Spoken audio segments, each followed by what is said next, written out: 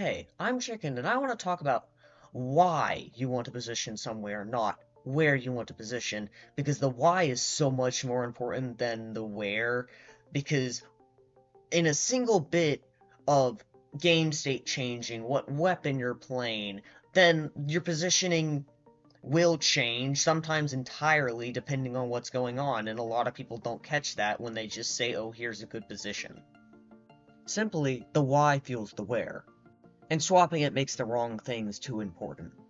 Now, before I explain why a position is good, I have to explain the goal of good positioning and what you're trying to have good positioning to do. And that is to control the objective, and to score points off of the objective to win the game. To do that, you generally need a person on objective or objective secured in the case of zones. All the three other ones, you need someone actively interacting with the objective. And to do that, you need to get the enemy out of the way, especially in the other three where you actually have to push into their side of the map. In zones, you would definitely like to, but it's not necessarily required to score. It's just generally going to be necessary to get a high lead and lock them out. And generally the easiest way to be able to move into a position safely, because the enemy will shoot at you if they are there, is to kill them or make sure they jump out or something so they're not in the way. So that leads into the two main things of positioning. On one hand, you want to be controlling the objective, and on the other hand, you want to be getting the enemy out of the way by killing them or forcing them to move out of the way so you can take objective further or take more space to take objective further. Now, generally, you're actually more focused on kills because, like I said earlier, it gets them out of the way so you can take objective, because they are also trying to control the objective as well. And if you focus objective instead of them, they'll just kill you, and you should be focused on kills due to that, unless you're forced to, like, for example, you need to stop them from KOing, or you need to get objective to get an overtime. Moving on to roles. I do want to say this because this creeps up in things and makes them not what they really are supposed to roles, but positioning is not static, and certain positions will not always be good and they will not always be bad, and horrendous positions sometimes become the best position available because the game state, the why something is a good position, change to allow it in that specific scenario to become the best position in that situation. So the question is, what are these things that affects what a good position is, and maybe makes one bad? Positioning is affected by things related to your enemies, your teammates, what you can do, and the terrain, and I'm going to explain what the specific things within those broad categories are.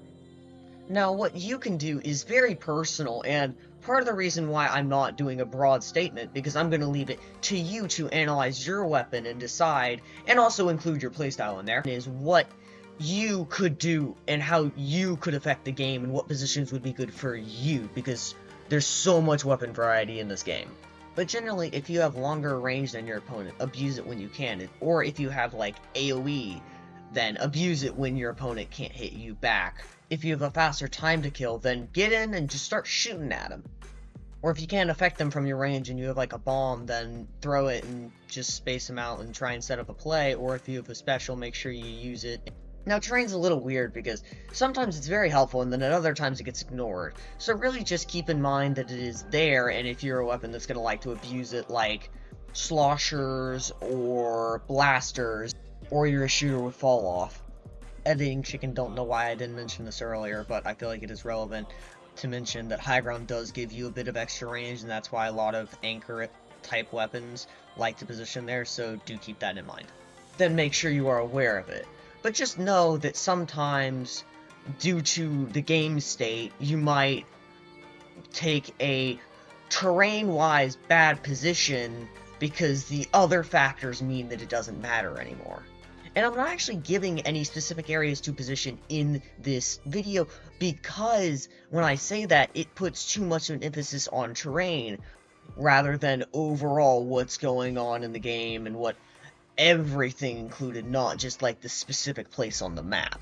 Because the question revolves around what the game state is, not how good part of the map is normally.